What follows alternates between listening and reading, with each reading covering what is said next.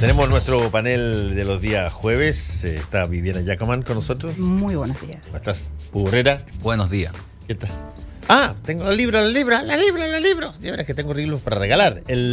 Tengo el libro del último signatario de Evópoli. Buena cosa, esa está bien, ¿viste? comentable. El último afiliado a Evópolis, Jorge Edwards, el escritor. Esclavos de la consigna, Memorias 2, la segunda volumen de Memorias de Jorge. Yo leí las primeras, son muy entretenidas. Este 2 no lo he leído. Jorge Edwards, Esclavos de la consigna. Y Mario Vargas Llosa, La llamada de la tribu, que también es una. Creo que es la última también. Sí. De Mario Vargas Llosa, La llamada de la tribu. Los libros se regalan de la siguiente forma. Usted tiene que participar usando el hashtag combinación clave, pedir los libros y nombrar también a @megustaleercl. Jorge Edwards, Esclavos de la consigna, Memorias 2 y La llamada de la tribu, Mario Vargas Llosa. Ese es el libro que provocó la polémica por la entrevista de Axel Kaiser. Ah, tenéis toda la razón. Las dicta buenas y las dicta malas. Las buenas y las dicta malas, Claro. Tienes razón. Oye, a Axel no le debe gustar que le recuerden ese episodio. Yo creo que no, claro. Ah, tú decís que no se siente orgulloso, ¿no? No, porque, a ver, yo creo que conociendo a Axel no imaginó que la respuesta de Mario Vargas Llosa iba a ser la que fue. Yo creo que él pensaba, a ver, estamos tratándonos entre tipos parecidos, somos ambos liberales, somos ambos acá allá, y por lo tanto te doy en bandeja de plata para que tú digáis la cosa que todos quieren escuchar, y de repente Vargas Llosa dice no existen dictas blandas y dictas duras, hay solamente dictadura, y me parece ridículo o grave el que se trate de hacer matices cuando... Ahora, ¿qué se esperaba que le respondiera? Sí, mira, la verdad es que... Eso es más grave, claro, que esperar una respuesta como favorable o todo sin ese proceso fue un sin desaguisado. reaccionar. Después aparecieron como en una entrevista en backstage. Sí, para tratar de Era suavizar la terrible, cosa. que era terrible. Sí, terrible. Bueno, la cosa es que el libro bueno, La llamada de la tribu de Mario Vargas Llosa y Jorge Edwards, Esclavos de la consigna, ya saben ustedes. ¿Qué tal? Muy bien, ¿Todos con harto tema. esperando a Bolsonaro? Bolsonaro, sí. Fíjate que hubo una segunda encuesta que salió hoy día y que baja un poco, baja del 58 al 54, creo, y sube Haddad al 46. Pero es bien difícil bajar a veces de 56 a 49, ya es muy difícil. Sí, Salvo que pasan. yo creo que como dijo Genaro Arriagada una vez, aunque no la chuntó, esto es irremontable. Es difícil. ¿Te das cuenta? Es difícil. ¿Cuál fue esa irremontable? Fue. Yo creo que la de Piñera pasada, la del 2010. Ah, cuando estaba. Y hubo un momento, un pelito arriba. Frey, claro. Frey, claro, dijo, esto es irremontable, Claro, tienes toda la razón. claro. Claro, pero también en la misma línea, Matei que dijo... Ah, no, claro. ¿no? Sí, lo mismo, ¿no? A mí me queda claro que él no ha ganado, ¿no? O sea, esas frases que son Sí, pero ahí tenía razón. totalmente... Y también en lo irremantable, ¿no? No, po. Fue ¿Cuándo remontable. fue? No, pues si él decía que Frey, la delantera la de de Frey, Frey. la delantera Es famoso, de Frey estoy era molestando, estoy Estaba por irremontable. aquí, sí, no caché ya. No, y fue remontable. Perdón. No, yo creo que lo de Bolsonaro es, como dice la campaña, es como, ¿vieron el video de la campaña? Yo he visto varios. Es como el pan de azúcar que se convierte en un gigante. Claro. Eso puede ser interpretado como un sueño, digamos, como un mito, como dice la campaña, o como un horror, digamos, despierta el monstruo. Pero más allá de la campaña, yo creo que, y más allá de las declaraciones que haga Bolsonaro aquí o allá, yo creo que hay un tema que es más hondo, que es cuando cerca de un 60% o un 54, 55% de un país está dispuesto a votar por un candidato de esas características, como extra sistema, por decirlo así. Bueno, ¿qué está pasando? Y yo creo que aquí se están moviendo placas tectónicas y que tienen que ver también con algo que hemos conversado bastante en el programa, con qué pasa con las élites políticas. ¿Qué pasa con esas élites que se convierten de pronto en oligarquía porque no pueden comprender lo que está pasando en la realidad y entonces el sistema político pierde legitimidad, y entonces eso es el caldo de cultivo para el populismo. Me tocó estar en un programa el otro día con Carlos Ominami y seguía defendiendo el apoyo de políticos chilenos a Lula. Y claro, yo me quedé pensando, se lo dije ahí, digamos, pero simbólicamente, más allá de que Lula sea o no culpable, parece que está condenado, digamos, pero simbólicamente, ¿qué significa eso? Miembros del club de los políticos chilenos van a darle su solidaridad a un miembro del club de los políticos brasileños. La señal es pésima. Creo que lo que tiene que hacer la clase política chilena, más que pensar en reacomodación, en sacar ganancias mayores o menores, es pensar, bueno, ¿en qué consiste comprender políticamente? ¿Cuáles son los desafíos, los grandes desafíos del país? Porque o si no, hay dos posibilidades.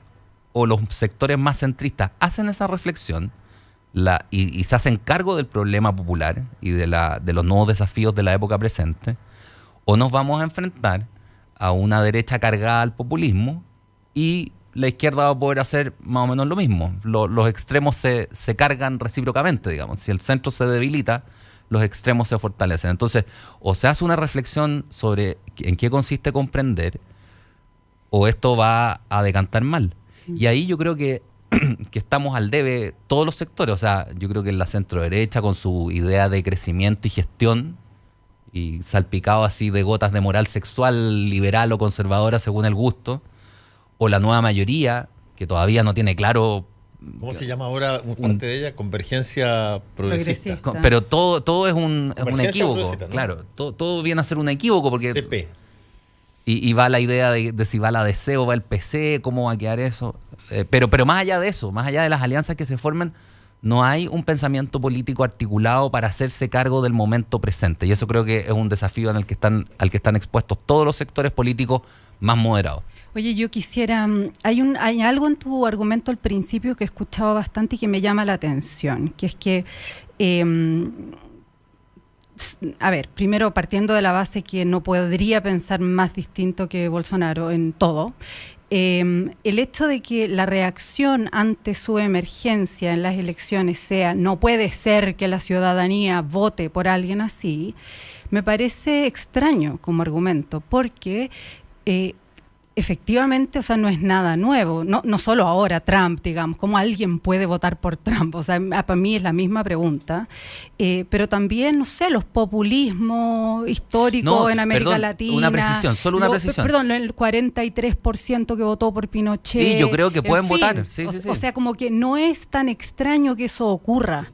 Lo que me parece que, recojo lo último que dijiste, lo que sí me parece que es insuficiente, pobre, es que la respuesta sea atacar y que la respuesta no sea proponer ideas más atractivas. Claro. Entonces, bueno, evidentemente lo que tú dices, hay una como falta de legitimidad derivada de la mala performance, ¿cierto? Pero al mismo tiempo... la derecha extrema fue capaz, y hay que reconocerle eso, con estos personajes, de proponer, de sintonizar con una parte de la ciudadanía o con un pedacito de las personas que siente así, y sintoniza y levanta una plataforma política que obtiene esa cantidad de votos. Y en la izquierda no se está haciendo, digamos, ¿no? Claro. No, es complicado y además, o sea, yo no digo que no pueda ocurrir, si de hecho ha ocurrido. Y por ser majadero con la historia, uno dice, bueno, los historiadores están más o menos contestes en que la clase política chilena durante la República Parlamentaria devino oligarquía. O sea, le pasó lo mismo que le está pasando hoy día a la clase política. No es capaz de comprender la realidad social. ¿Y qué es lo que ocurrió? Bueno, tuvimos a Alessandri, un tribuno de la plebe, por decirlo así. Después a Ibáñez. Bueno, además unos interludios más breves, y después a Alessandri, pero de nuevo, con las milicias republicanas, o sea, regímenes que uno podría caracterizar al día de hoy como populistas. Alessandri, Ibáñez, Alessandri, un largo periodo. Entonces, yo creo que lo de Bolsonaro puede estar significando la irrupción de un nuevo momento en la política, que efectivamente se replica estaba en Estados Unidos, está en el Frente Nacional francés, y está en Turquía, y está en algunos otros países, pero la novedad de esto es que no había ocurrido en una gran democracia como es Brasil, con todos los problemas que pueda tener, pero en un gran sistema democrático, y que podría irradiar culturalmente al resto de Latinoamérica. O sea, me parece que en Chile no estamos inmunes frente a eso, especialmente porque la estamos dejando dando bote, digamos. O sea, la clase política está en una situación porque nos estamos presentando una alternativa creíble y atractiva, sobre todo, realista, o sea, ese soñar que teníamos, que el Frente Amplio yo creo intentó, pero luego a la luz de también, o sea, no solo las peleas públicas, ¿no?, que se ha discutido bastante, pero también, con excepción de algunas figuras del Frente Amplio, también hay una desconexión con la base, con la realidad, con el territorio, que espero mejore porque se acerca pero, o sea, creo que es un mal de todos. De todos, ¿sí? efectivamente. No, y además con otro agravante, que es que estamos flotando, porque no tenemos ni los ejes del pasado, porque ya la transición quedó atrás, el 5 de octubre ya lo vemos como tan atrás, 30 años, digamos, el muro de Berlín se cayó hace no sé cuántos años, Pinochet, ¿para qué decir? Allende, ¿para qué decir? Y para atrás ya la gente no se acuerda. Llevamos 30 años de transición o de lo que sea una post-transición, digamos, y no tenemos una visión de país. Entonces, en ese momento, bueno, más una élite que deviene con visos oligárquicos, no digamos que es oligarquía entera, porque hay efectivamente liderazgos adecuados, en algunos casos. Bueno, estamos dando el caldo cultivo perfecto para el populismo. Alberto Mayor, que no venía hace bastante tiempo, nos tenía castigado. A ver. Aquí estoy. Yo creo que lo que pasó con Bolsonaro es de las cosas más importantes que han pasado en mucho tiempo. Porque la historia muchas veces como que nos da un guiño, nos dice parece que puede pasar algo, qué sé yo, pero no es tan contundente el momento en el cual uno ve que dice, no, aquí hay algo que la ola ocurrió, aquí están los daños, ¿ya? Y esto se va a tener que reestructurar. Mi impresión es que es que incluso lo de Trump parecía un accidente. Parecía que de repente pasa, que el loquito sale presidente, y qué sé yo, y que se juntan factores, variables, y uno dice, bueno, está... y aquí, que parece también tener muchas condiciones accidentales, cuchillazo de por medio, toda clase de cosas, pero ya parece que la evidencia es muy grande en todos los continentes. Entonces, yo me recordé un texto muy brillante y que yo siempre lo pongo de ejemplo en clase, incluso en clases de metodología, porque siendo un texto de análisis internacional y más teórico, porque incluso me daba lo mismo si tenía la razón o no, pero es muy brillante el argumento. Pero ahora puede que tenga razón, que es un texto de Emanuel Wallerstein, un gran sociólogo norteamericano, que el año 90, 91, no me recuerdo exactamente en qué año se publica ese libro, que está hecho a partir en todo caso de unas columnas, escribe un libro que se llama Después del liberalismo. Su tesis es que el orden mundial es uno solo siempre, y que lo que se cae cuando se cae la Unión Soviética no es solo el socialismo, sino que el entronque socialismo-liberalismo. Y que por tanto vamos a estar observando en los próximos años, digamos, cómo también el liberalismo entra en su propia crisis, porque sencillamente, en el fondo de la tesis, justo la contraria a la que después va a desarrollar con brillantez, y hay que decirlo porque siempre se le denosta mucho desde la izquierda, pero es un texto muy brillante de Fukuyama, respecto al fin de la historia y el triunfo del liberalismo, que parecía muy evidente y muy claro en ese instante, pero lo que dice Wallerstein es muy brillante porque dice, el orden mundial es siempre un orden mundial. Y había un evidente pacto, además, de distribución del mundo, de toma de periferias por el lado de la Unión Soviética, de tomas de centro por el lado de Occidente, y en ese sentido ese orden mundial entero es el que está en cuestionamiento. Hoy día vemos por todos lados porque Bolsonaro no es solamente un gran triunfo de la ultraderecha contra la izquierda, es también un triunfo contra la hegemonía, por ejemplo, del discurso liberal, que demuestra otro dato además que uno se le olvida, y es que la hegemonía cultural no significa mayoría cuantitativa. Claro. Y eso es muy potente, porque estamos diciendo, bueno, hoy día tenemos una lista de supermercados de varios temas en los cuales toda la gente bien pensante está de acuerdo y no se le ocurriría pensar una cosa distinta. Pero hay un pequeño detalle, y es que la política también tiene que ser capaz de hacerse cargo de las sombras de una sociedad. Las sociedades tienen su lado B, tienen su para ponerlo en términos literarios, tienen ese lado que José Donoso representaba también respecto a Chile, a ese Chile tranquilo y del campo y de la oligarquía y qué sé yo, y que detrás estaba todo un conjunto de sitios para la perversión. Eso mismo le pasa en todas partes. En todas partes. O sea, entonces esos datos que de repente sí que la gente que queda turulante, entonces dicen, no, mira, el desarrollo que tiene Suecia, fantástico, la educación, la salud, las pensiones, la riqueza, el país con más violaciones del mundo. Ah, pero ¿cómo? O sea, entonces uno tiene que hacerse cargo también de la sombra. Y estos personajes vienen y se hacen cargo con ostentación de esa sombra, con un gran éxito. Y ahí uno dice, bueno, tenemos que hacernos la pregunta desde el principio, tenemos que preguntarnos no solo en qué fallamos, sino que, por ejemplo, la pregunta que se hacía Ernesto Sábato respecto a la Segunda Guerra Mundial. La Segunda Guerra Mundial, dice Sábato, nace de un proyecto desquiciado que ocurre en el país más culto del mundo en ese instante. Entonces son esas preguntas que nos obligan a plantearnos, o la pregunta que significan los campos de concentración y las industrias de la muerte, que significa en qué momento usamos las herramientas de la razón para poder matar gente de manera industrial. Entonces, todos estos momentos nos debieran significar, y yo lo que me temo es que si uno mira, no solo en Chile, yo creo que incluso a nivel mundial, la cantidad y calidad de respuestas intelectuales a este tipo de inquietudes, salvo un par de intelectuales, pero más bien son pocos, la cantidad de respuestas y respuestas que tengan una traducción política, que sirvan para poder articular una respuesta en términos sociales y políticos, es muy discreta.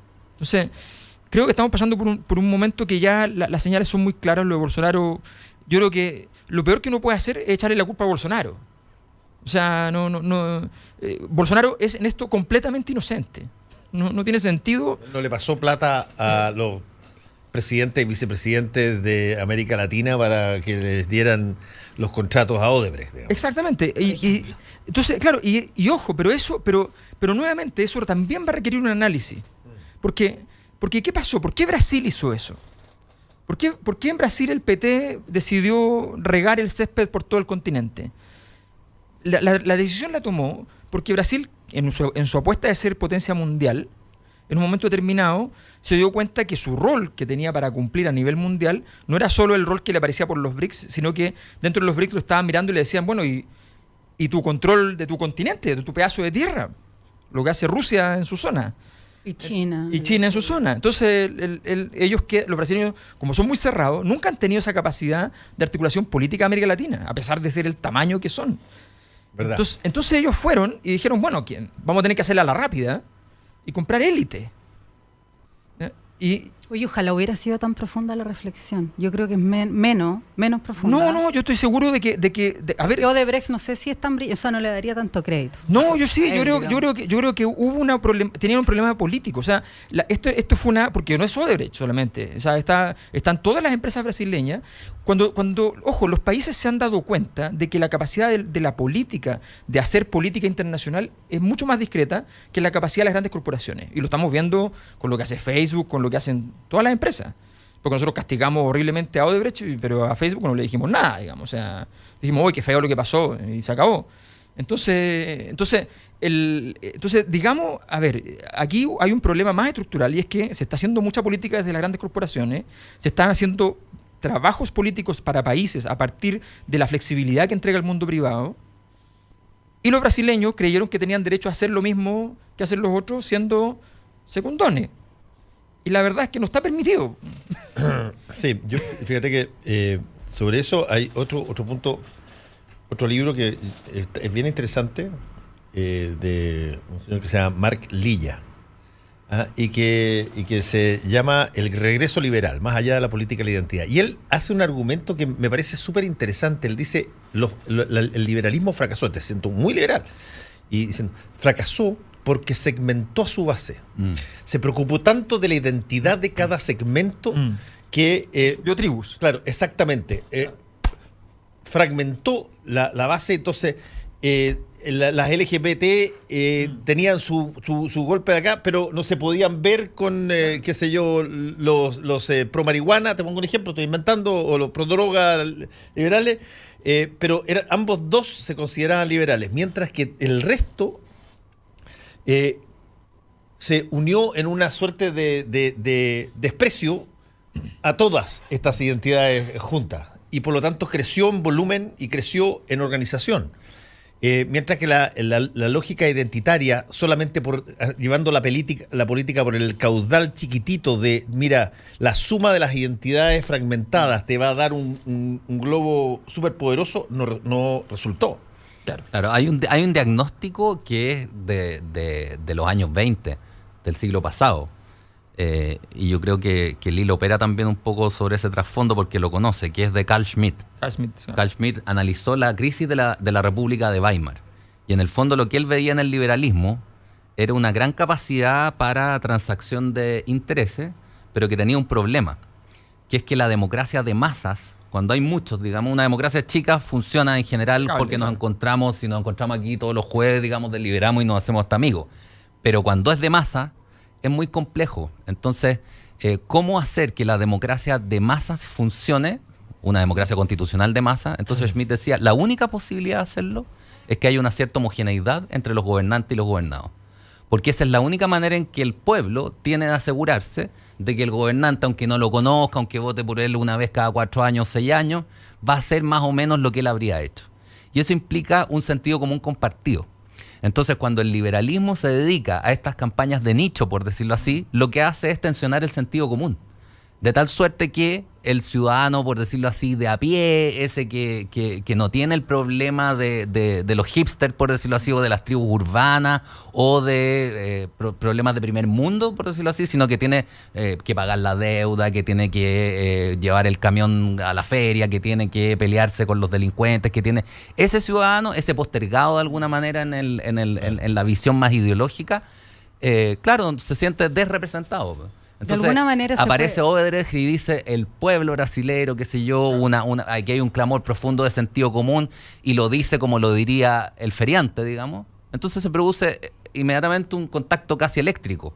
Y eso es populismo, eso es el populismo. Ahora lo podemos llevar a Chile. Perdón, ahora. la alternativa es cómo construir homogeneidad sin llegar a un pueblo militante, por decirlo así, porque eso es totalitario, pero cómo dentro de esta diversidad que permite la democracia constitucional, que es una democracia en último término liberal, cómo dentro de esa multiplicidad construir una cierta identidad común. La receta de Lillo, en ese sentido, dice lo que hay que hacer es concentrarse en lo que era lo básico, era el ciudadano. Claro. Independientemente de lo que tú seas, el ciudadano tiene derechos y tiene ciertas cosas, y a ese hay que darle poder, al ciudadano de donde esté, y que se sienta igual al otro, independientemente de si es que el otro está casado con alguien del mismo sexo o no, pero no relevar en forma gigantesca a uno versus el otro, porque al final eso lo que hace es que te divide.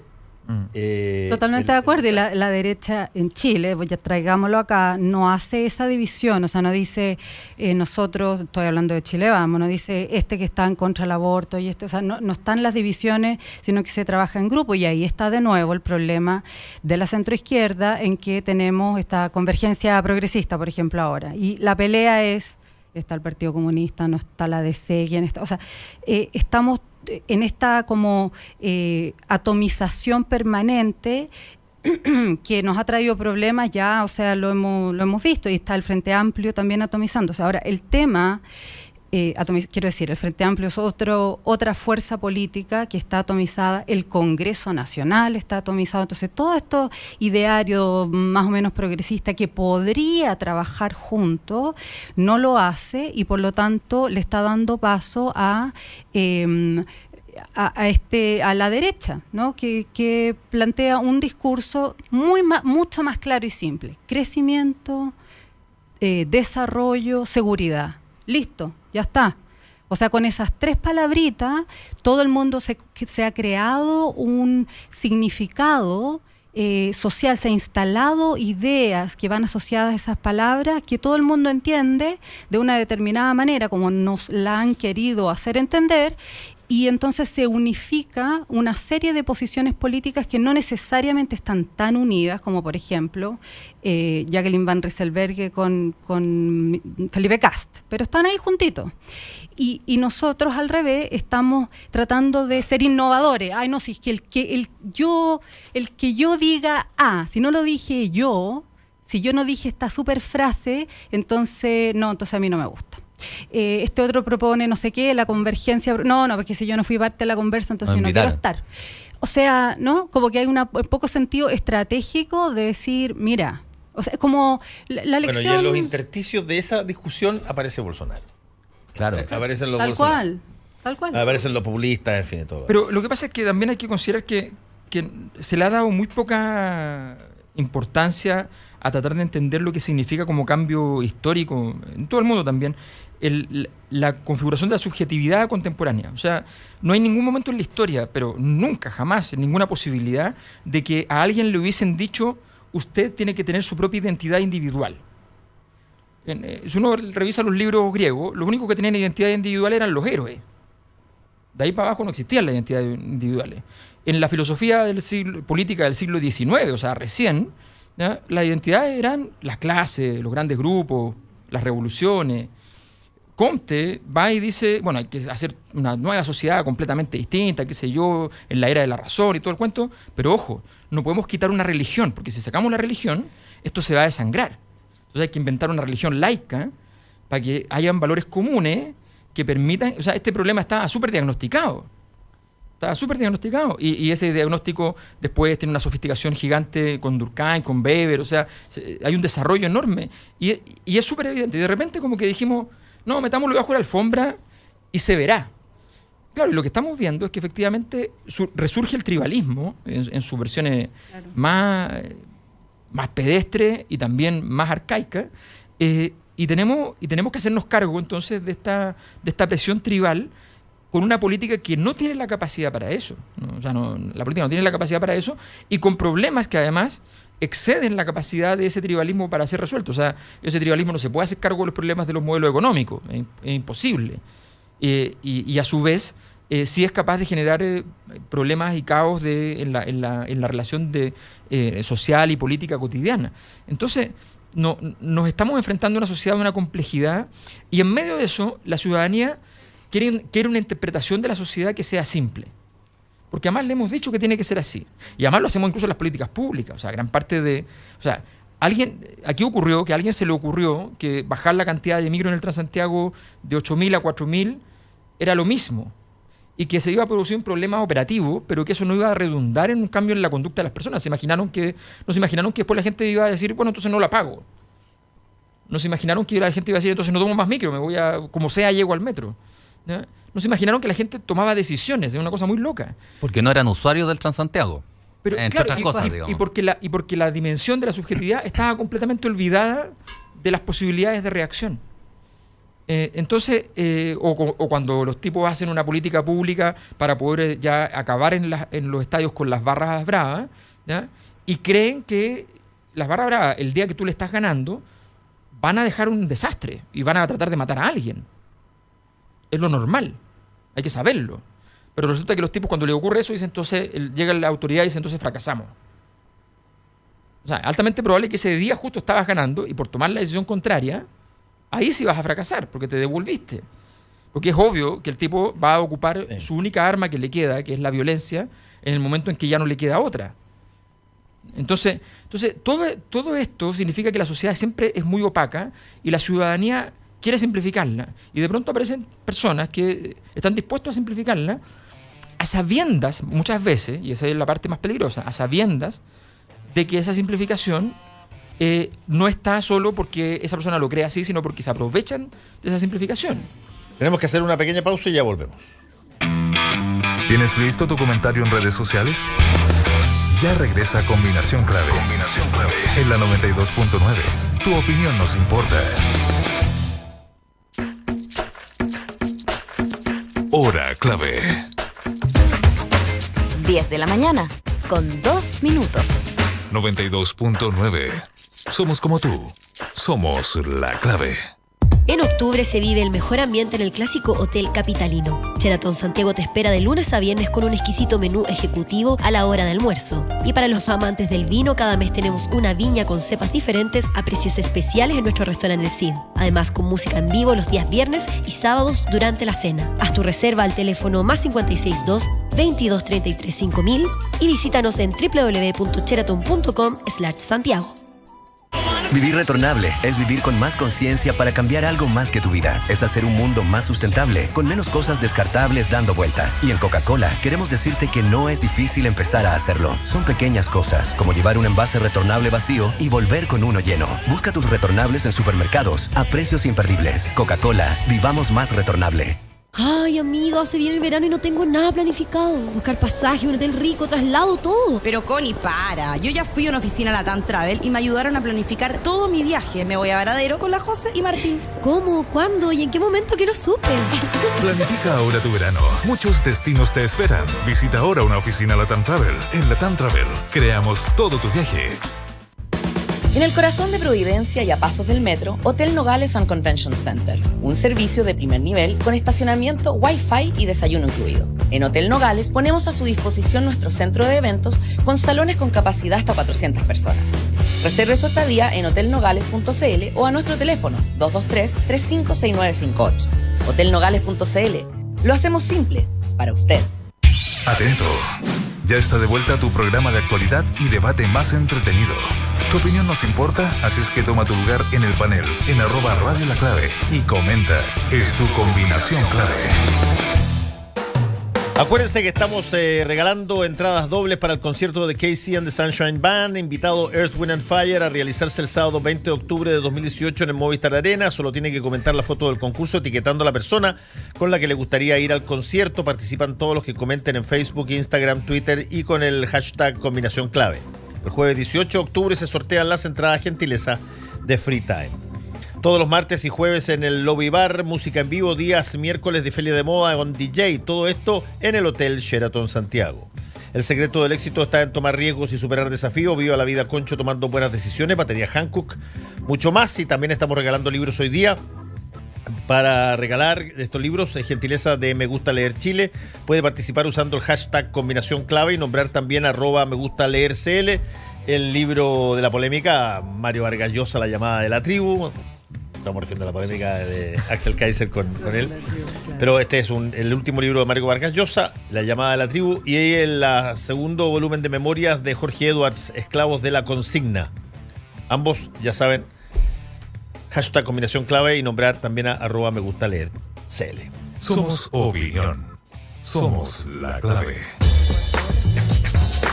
Estamos de vuelta con el panel Hugo Herrera, Viviana Yacaman y ¿cómo estás tú, Alberto Mayor? Muy bien. Sí. Bien, ¿Cómo están dándose las cosas en digamos, tu turf, para ponerlo así en términos ciúticamente gringos? En tu territorio, ¿cómo están dándose las cosas, ya que hemos hablado mucho de la fuerza clásica? Veamos al Frente Amplio. Yo creo que tiene que ver con un poco lo que estábamos hablando antes. Yo creo que el gran tema es que hoy día la política te ofrece, cuando tú estás en una posición como la del Frente Amplio, te ofrece una posibilidad que es disputar el territorio interno, porque ya es suficientemente grande como para repartirse algo, y de repente te desentiendes de lo que viene, lo que está afuera, y de los desafíos y de la magnitud de los desafíos que vienen.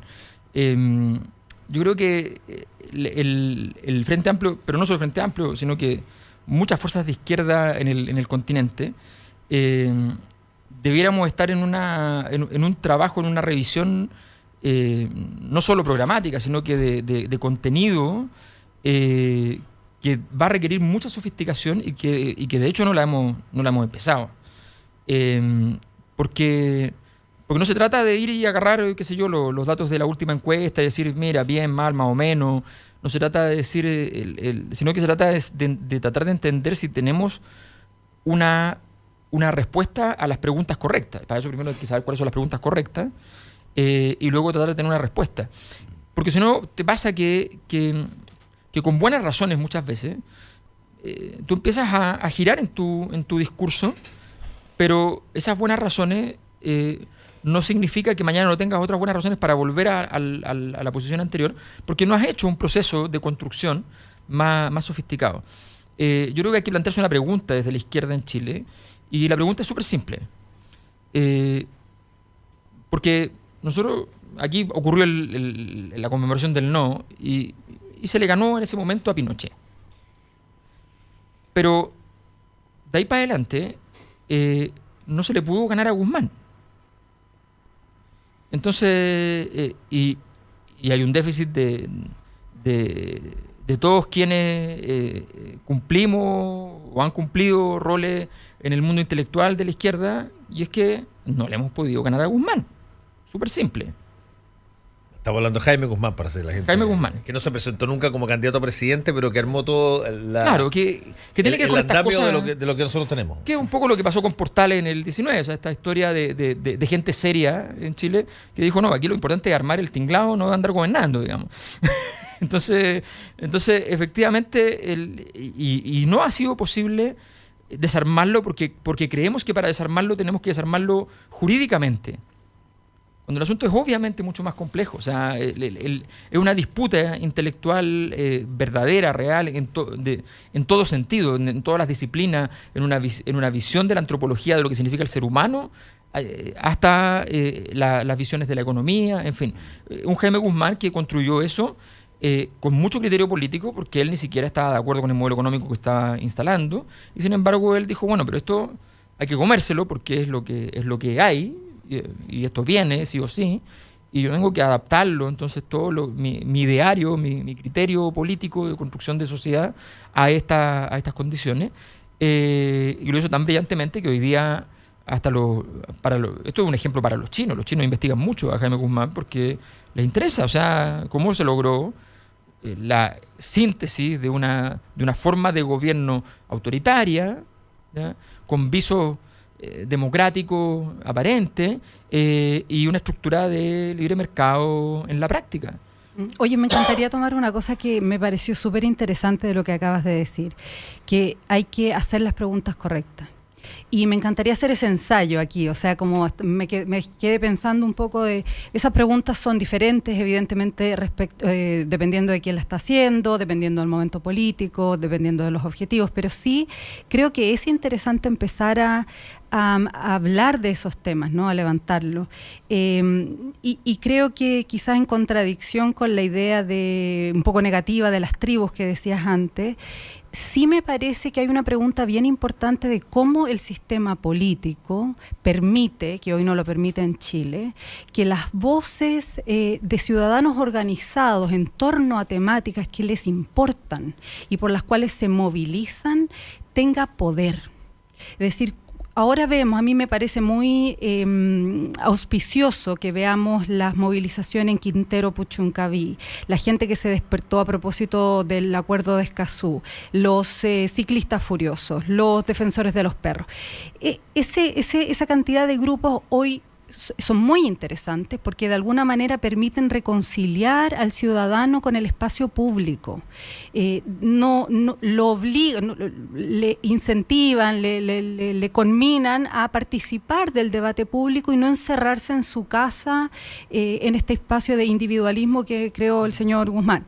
Entonces, esta reconciliación con el espacio público no parte hoy con los grandes ideales y consignas, sino con la posibilidad de movilizarte en torno a lo que de verdad te mueve, a lo que te importa. Eso tiene el riesgo de atomizar, por supuesto, de tribalizar, pero por otro lado creo que es muy importante, y Chile yo creo que tiene una pregunta: ¿cómo hacemos para que eso sea posible y que no sea manejado desde la élite, que no sea legislado? Porque al final tenemos que legislar para regular el no sé qué. No, o sea, que haya una ciudadanía activa y que el país culturalmente, el andamiaje institucional, en fin, permita que eso ocurra. Claro, pero ahí lo que tú planteas es, o sea, a ver, me parece evidente que hay una dinámica en la movilización social que es la autenticidad, que es un valor súper importante en una sociedad. O sea, la persona que se moviliza está haciendo un gesto expresivo de gran relevancia, porque naturalmente no puede haber en una movilización, no puede haber algo con menos evidencia de posibilidades de triunfo, aunque a veces se gane, pero en general es muy difícil, y además con más costos en términos de tiempo, y por tanto esa persona está haciendo un gesto muy relevante. Dicho esto, también uno tiene que decir, ojo, ¿hasta dónde de pronto este tipo de conducta se transforma en lo que... voy a decir el rótulo en términos filosóficos, no en términos religiosos, en otra forma de cristianismo. En la filosofía nietzscheana, el cristianismo es simplemente la expresión del dolor, digamos, no es más que dolor. Entonces, el valor de cambio del dolor. Yo agarro dolor y lo cambio por cosas. Entonces, de repente pasa que estas movilizaciones son como un cúmulo de dolores. Y tú, frente a un cúmulo de dolores, no estás haciendo la pregunta correcta, estás simplemente acreditando cosas que te va a ocurrir mañana, pasado, y va a ocurrir siempre, que hay mucha gente que hay cosas que le duelen. Y tú vas a ir solucionando los problemas de a uno y te vas a volver loco y no vas a poder hacer nada. Allí no hay ningún...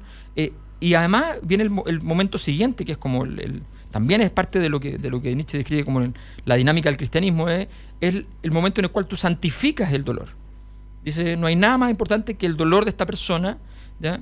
Que es un poco lo que se hace desde las lógicas que podríamos denominar así, usando el rótulo un poco injustamente, pero usándolo porque funciona y se entiende, del populismo también que ocurre en ciertas formas de presentar, por ejemplo, las noticias, ¿ya?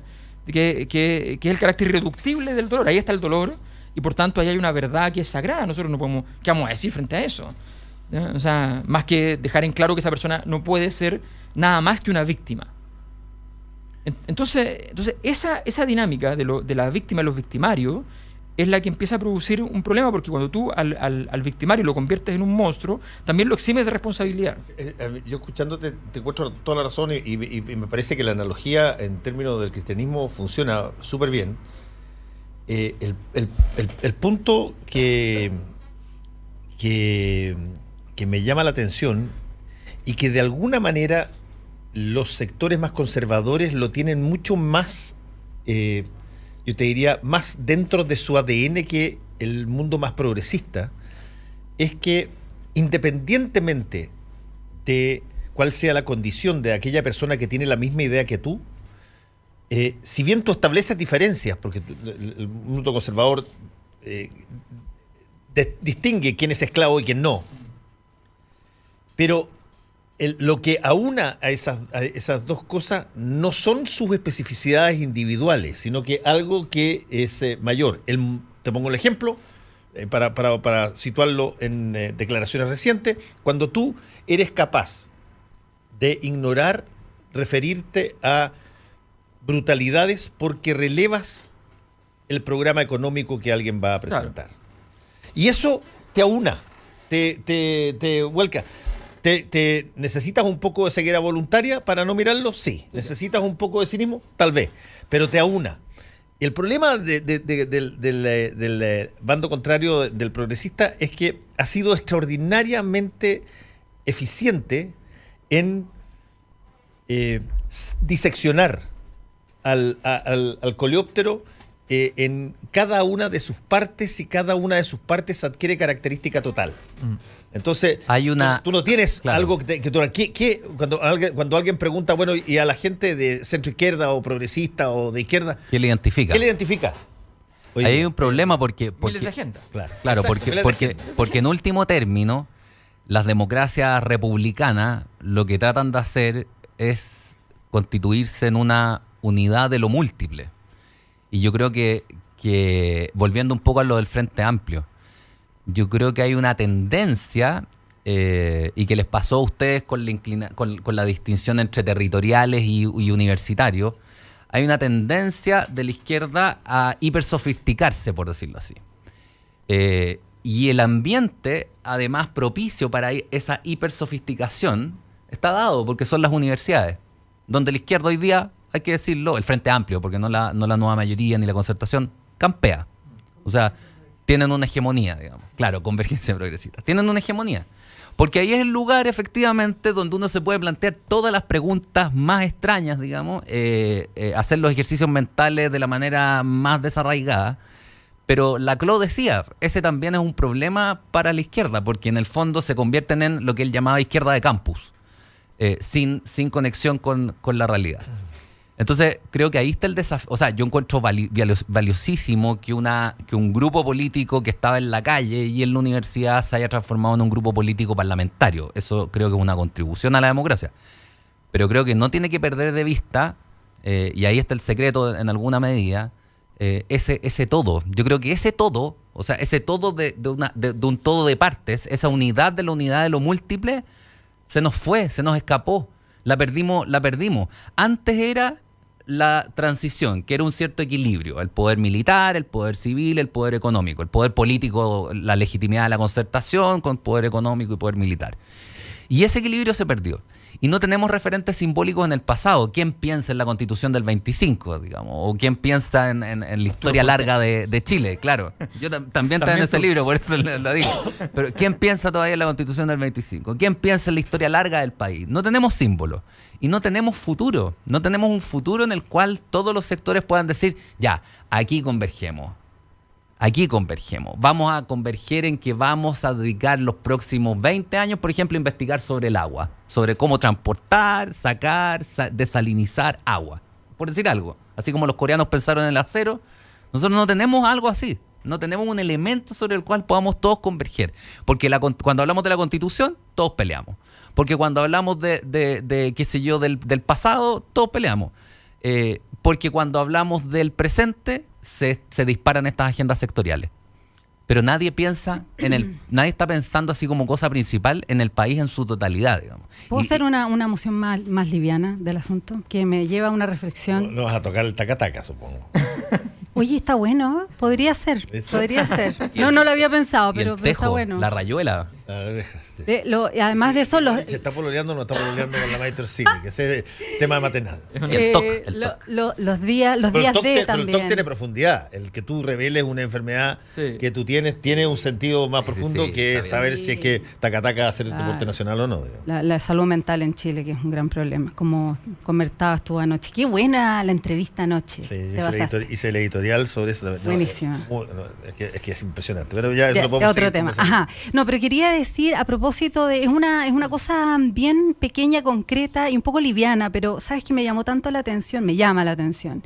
Que de alguna manera vamos en la historia, en esto que tú dices, vamos destruyendo los símbolos. No somos constructores de tradiciones en Chile, sino que tenemos como esa tendencia a innovar, que yo hablaba antes, que yo soy el que quiero decir lo último y más nuevo, entonces para que se me recuerde, porque yo quiero ser protagonista. Y entonces, si lo han dicho durante 3 décadas lo mismo, me da lata repetirlo. Esto, que es una reflexión un poco más, lo voy a llevar a algo bien pedestre. El Cyber Monday. ¿Ya? Ya me gustó. Ya me gustó. Pero en serio, alguien. Vamos a llegar a Wallerstein igual, pero vamos a ver. Temas del Chile profundo. No, pero en serio, ¿por qué es que. Bueno, primero, ¿por qué lo decimos en inglés? Ya, bueno, ok, esa es otra discusión. ¿Por qué le decimos Cyber Monday a una cosa que dura lunes, martes y miércoles? No, en serio quiero saber por qué esto ocurre y hay no sé cuántas empresas, 200, no tengo idea, que concurren a hacer este ridículo nombre, que primero no es nuestro, entonces no es una tradición nuestra, segundo lo decimos en inglés, o sea, más ajeno imposible, y tercero está tan desdibujado que podemos con desparpajo decir Cyber Monday cuando dura hasta el miércoles. O sea, pero ¿por qué no le decimos, no sé, la semana electrónica, la media semana de compras en internet? O sea, hay 500 maneras de decirlo. Entonces, yo sé que es repito, es una cosa medio... ¿Por qué compramos más cuando es en inglés? También. Ese es el punto. También. No, pero lo que por la misma razón de que cuando tú le pones una etiqueta a un champú que dice 10% más gratis, claro, y eso vale más caro que el que no dice 10% más gratis, te compran más de eso. Ya, bueno, pero el tema es, respetemos una tradición. O sea, no innovemos, ¿no? O sea, en Estados Unidos el Cyber Monday ocurre el Monday. O sea, es de lunes nomás. Y entonces se llama así y tiene una identidad y todo el mundo Aviso, lo respeta. se nos viene en fin. Halloween. Bueno, por ejemplo, también. Pero, o sea, está bien. Yo creo que es un poco diferente en el sentido de que ni siquiera nos importa el significado del símbolo Cyber Monday, porque lo hacemos un miércoles. Entonces, eso me parece que es muy decidor de... Lo que tú dices, fíjate lo que pasó este año nomás, o sea, y estos últimos 3 años.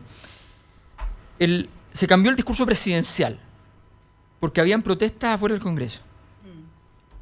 Cuando hay protestas afuera del Congreso, está pasando lo correcto. Sí, tal cual, estoy de acuerdo. O sea, de verdad, está pasando lo correcto. A gente le importa lo que está ocurriendo adentro. Es muy valioso. Ahora, la justificación fue que se volvía a la tradición antigua del 1 de junio. Bien, pero sin embargo, se había establecido una nueva tradición. Ya había una tradición, o sea, la tradición significa costumbre. Sí. Y evidentemente esto ya no tiene nada que ver con la costumbre. Luego, por razones, pero ya de una picantería gigante, pero todos sabemos que en realidad tenía que ver con que no se quería ver el lío de hacer la transmisión del Te Deum de la iglesia, se rompe otra tradición, que era la transmisión televisiva del Te Deum. Y entonces se le pide a los canales y qué sé yo, que den razones idiotas como que no pueden financiarlo y que tienen que pagarle si quieren y cosas así, que son de una peligrosidad periodística. Además son mentiras. Son mentiras, pero además son peligrosas periodísticamente porque yo mañana entonces podría decir, perdón, o sea, cuando hay una noticia que favorece a alguien, ese favorecido debe pagarla, porque el Te Deum es una noticia. Claro. Y es un evento importante. Y los 2 Te Deum son una de las pocas posibilidades de que tenemos de que lo que queda más o menos organizado de sociedad civil, exacto, a saber los evangélicos y los católicos, puedan hacer un discurso que usualmente no es la prédica del domingo, sino que está pensado en el Estado, digamos. No, si quiere que agregarle valor a la tradición, porque puede uno no gustarle. Claro, da lo mismo. O sea, a mí me parece... El tema de la tradición construye una sociedad. Me parece que eso es parte del problema más que parte de la solución. Pero obviamente no es que tú convertiste al país más laico en ese momento, ni mucho menos, sino que simplemente destruiste una instancia. La antropología dice que los ritos son liturgias que sirven para controlar las energías de la sociedad. Claro. Tú las eliminas y perdiste capacidad operativa. Sí, los ritos tienen 2 factores que a mí me parece son muy importantes. Una es esa, que dices tú, disipar un poco la energía. Claro.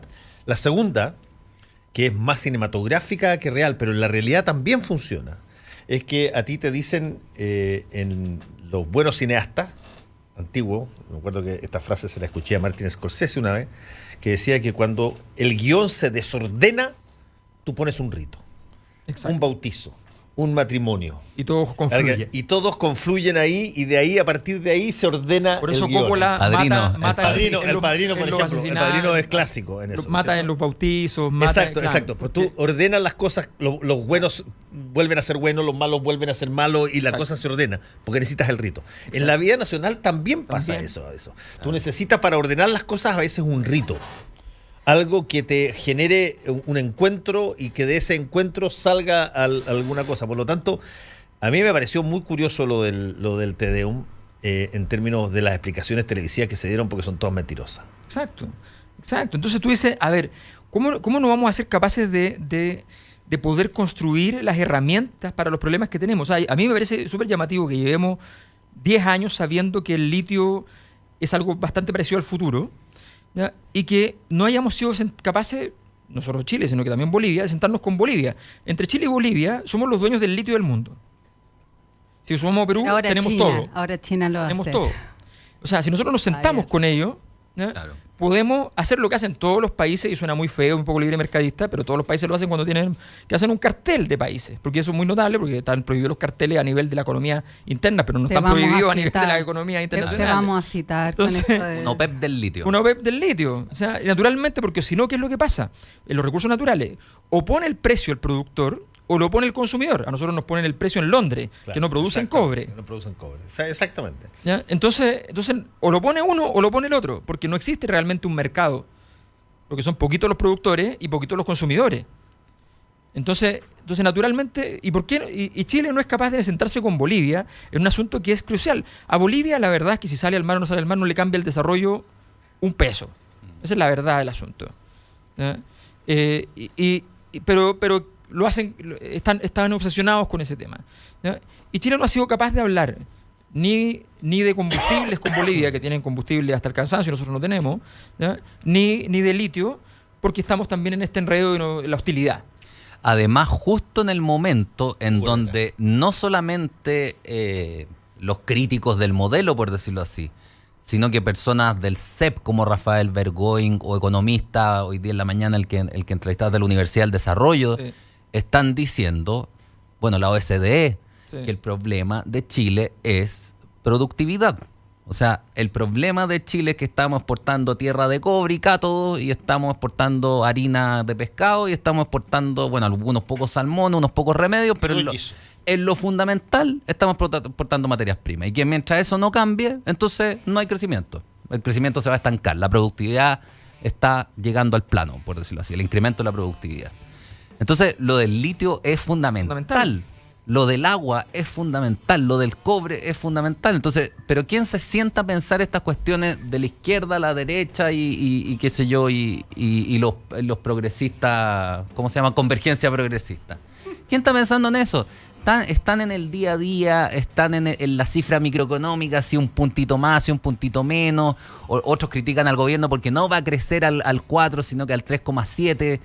Estamos en eso. Entonces, insisto, se está perdiendo de vista la unidad en la diversidad. Estamos muy preocupados de la diversidad, y eso está bien porque eso garantiza las libertades individuales, eso garantiza el pluralismo, la posibilidad de que distintas cosmovisiones coincidan, digamos, en una convivencia pacífica, pero estamos perdiendo de vista la unidad. Y en un momento en que no tenemos debilidad simbólica, estamos perdiendo los símbolos, no tenemos que mirar al futuro. O sea, eso nos va a pesar. Hay un dato increíble, que es que 600 patentes internacionales, las patentes que son carísimas, qué sé yo, al año, se hacen a partir de papers de chilenos y no están hechas por Chile. Claro.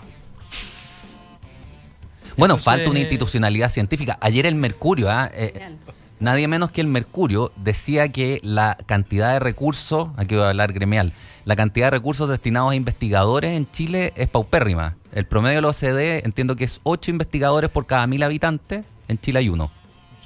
Y mandamos a la gente a hacer doctorado, está maravilloso, y después no tienen dónde volver a trabajar. Pero es que falta una institucionalidad que integre investigación y desarrollo. Cuando ayer en esa entrevista con Alberto Larraín, el psiquiatra, él dice, Fernando, pero mira, tenemos la mayor prevalencia lejos de enfermedad mental en niños de 5 años a 9 años en el mundo. Sí. Tenemos uno de los consumos más altos de benzodiazepina y psicotrópicos. Tenemos la misma cantidad de suicidios, 7-8 por día, que muertos por accidente de tránsito en el año, y la diferencia es que las campañas que hay en términos de prevención de accidentes de tránsito son gigantescas, y con respecto a los suicidios no hay nada. Y además, el brote de la placenta, para un país de 17 millones de habitantes hay 1.500 psiquiatras. 1.500. Así que, o sea, háblame de algo que tú estás dejando de lado y que sin embargo te golpea todos los días. Total. Claro. ¿Cachai? Porque te golpea todos los días. Todos tenemos en la familia a alguien que tiene problemas, y que cuando tiene problemas no sabes qué hacer, no le rechaza la licencia porque creen que es falsa. El costo de salud, falta calidad de vida. O va a la botillería. Claro. O va a la botillería. Hay más botillerías por habitante que psiquiatras. Entonces, bueno, cuando tú no quieres ver algo, eso yo recomendaba en la mañana el libro de la Margaret Hefferman, el de Ceguera Voluntaria. Cuando tú no quieres ver algo, no lo ves, y por lo tanto te quedas en tu nicho, te quedas en tu segmentación, te quedas en tu tribu, y finalmente pierdes el big picture hasta que de repente llega alguien que lo votan 50 millones de personas y tú dices, pero ¿cómo pudo ser? Si yo estuve todo el tiempo aquí y no me di cuenta. No, y además, por ejemplo, si tú miras los datos de los suicidios, el aumento en 20 años es sostenidísimo, sí. O sea, es casi el doble. Entonces, y la prevalencia se multiplicó 5 veces de las enfermedades psiquiátricas. Entonces tú dices, bueno, aquí hay algo que... Algo que hay que mirar un poco más. Nos tenemos que ir, gracias a Alberto Mayol, a Viviana Yacaman y también a Hugo Herrera por este panel de los días jueves. Gracias a ti, buenos días. Muchas gracias. Aproveche.